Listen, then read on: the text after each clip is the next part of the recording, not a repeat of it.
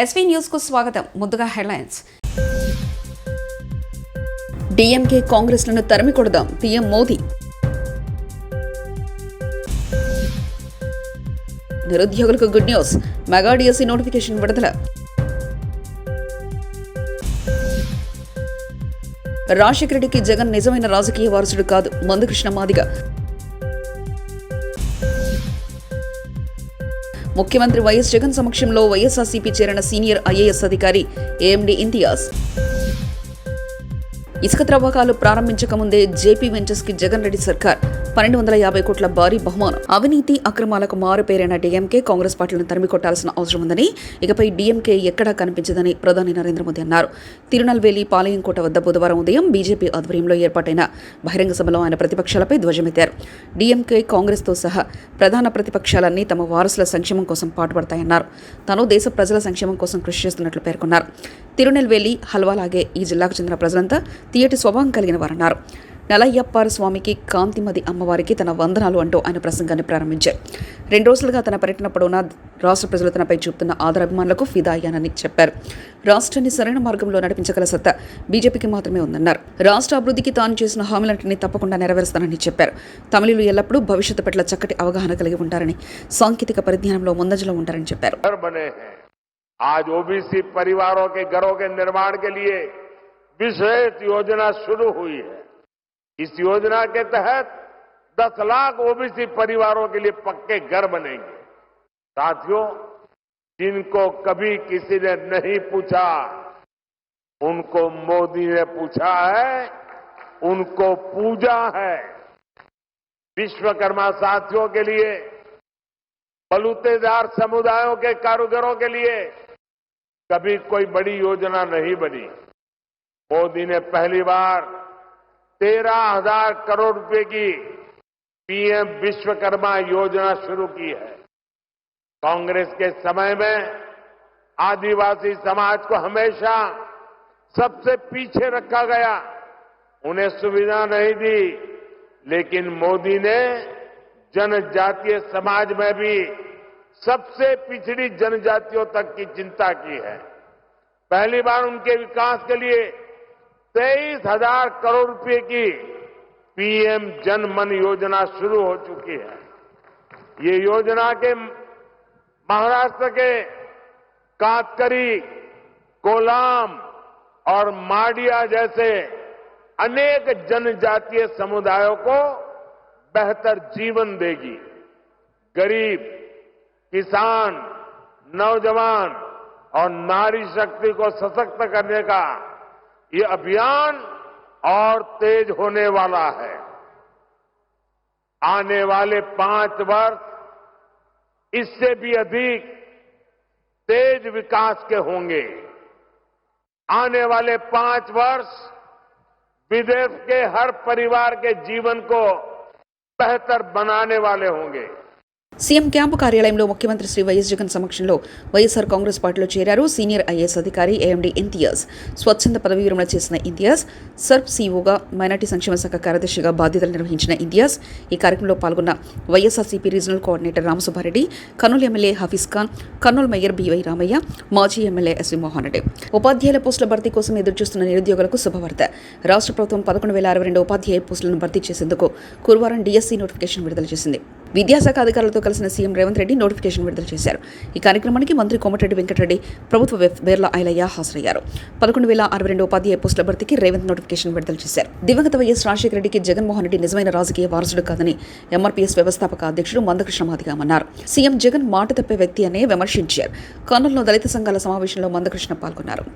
స్వర్గీయ వైఎస్ రాజశేఖర రెడ్డి గారు కానీ మాట ఇస్తే మాట తప్పే వ్యక్తి ప్రస్తుత ఆంధ్రప్రదేశ్ ముఖ్యమంత్రి జగన్మోహన్ రెడ్డి గారు. రాజశేఖర్ గారికి కన్న కొడుకే, కానీ రాజశేఖర్ గారికి నిజమైన రాజకీయ వారసుడు కాదని, రాజశేఖర్ గారికి జగన్మోహన్ రెడ్డి గారు నిజమైన రాజకీయ వారసుడు కాదని మాత్రం ఆయన ఇచ్చిన మాట తప్పుకోవడం ద్వారా రుజువు అవుతుంది.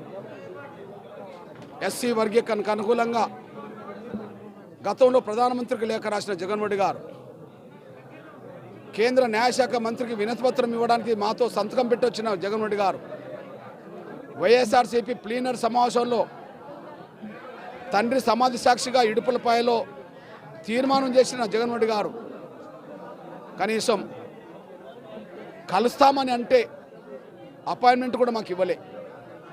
వర్గీకరణ విషయంలో మౌనం వీడలే. సుప్రీంకోర్టులో 7 జడ్జీల ముందు వర్గీకరణ విచారణ జరిగే సమయంలో ఒక లాయర్ను పెట్టమని ప్రయత్నం చేస్తే ఒక లాయర్ను పెట్టలే. దీన్ని బట్టి చూస్తే రాజశేఖర్ గారే ఇచ్చిన మాట నిలబెట్టుకోవడానికి ప్రయత్నం చేశాడు కానీ జగన్మోహన్ రెడ్డి గారు మాదిగలకు ఇచ్చిన మాట నిలబెట్టుకోవడం పక్కకు పెట్టి వర్గీకరణ వ్యతిరేక శక్తులతో చేతులు కలిపిండనే విషయం స్పష్టంగా రుజువు అవుతోంది. ఎంఆర్పిఎస్ వర్గీకరణ సాధించడం కోసం 3 దశాబ్దాలుగా ఉద్యమం చేస్తున్నది. ఎస్సీ వర్గీకరణకు అండగా ఉంటే మేము చంద్రబాబుకు గతంలో అండగా ఉన్నాం. ఎస్సీ వర్గీకరణకు అండగా ఉంటే రాజశేఖర్ గారికి అండగా నిలబడ్డాం.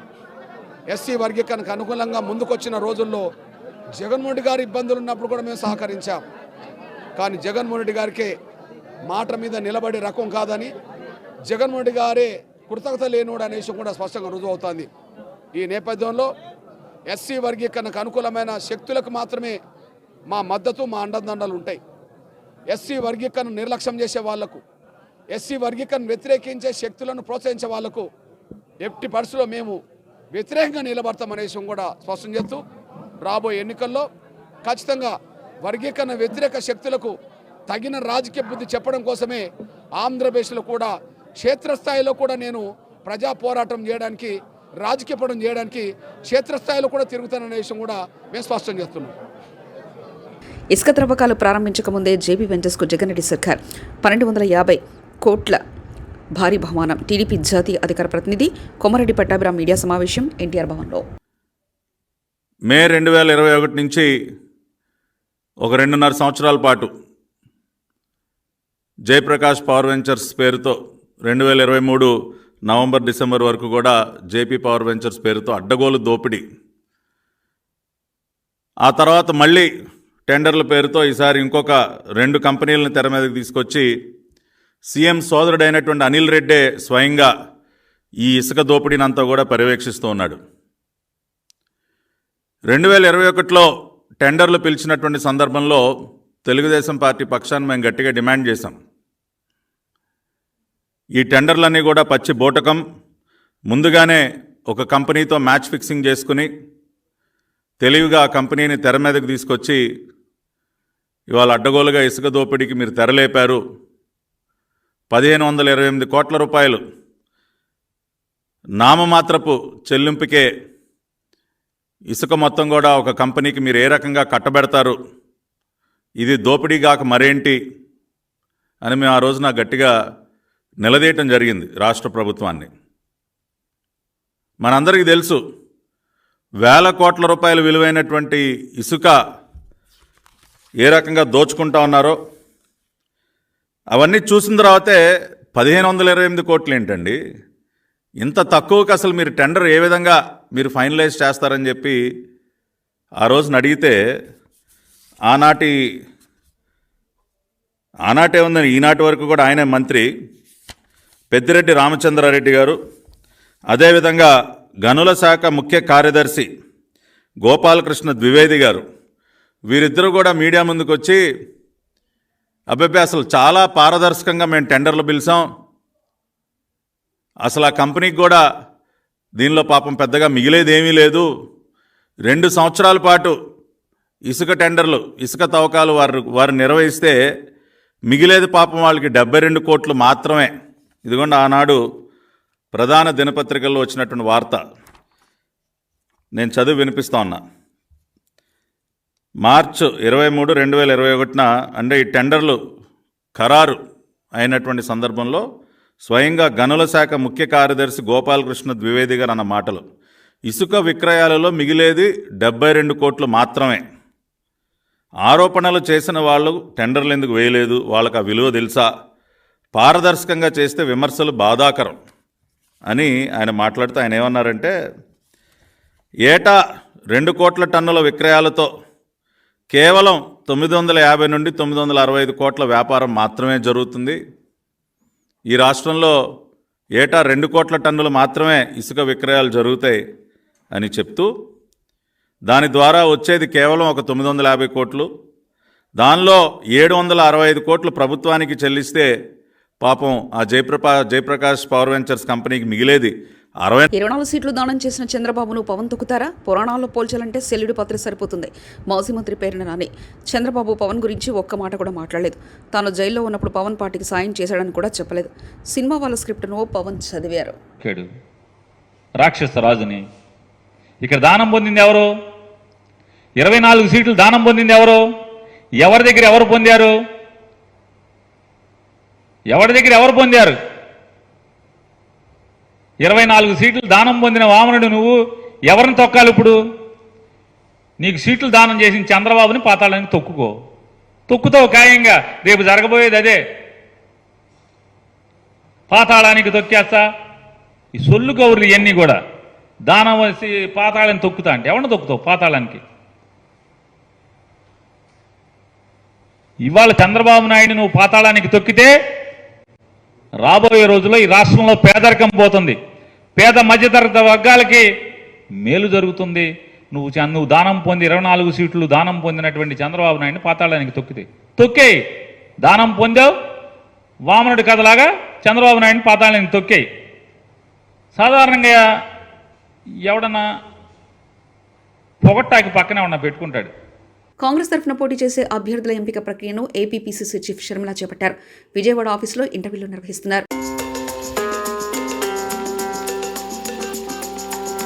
మరోమారు ఆటోలో ప్రయాణించిన కేటీఆర్ పోయినసారి గోప్రో కెమెరాతో దొరికిన మాజీ మంత్రి. సిరిసిల్ల నియోజకవర్గ పర్యటనలో ఎమ్మెల్యే కేటీఆర్ దేవరాజు అనే వ్యక్తి ఆటో ఎక్కి ప్రయాణించారు.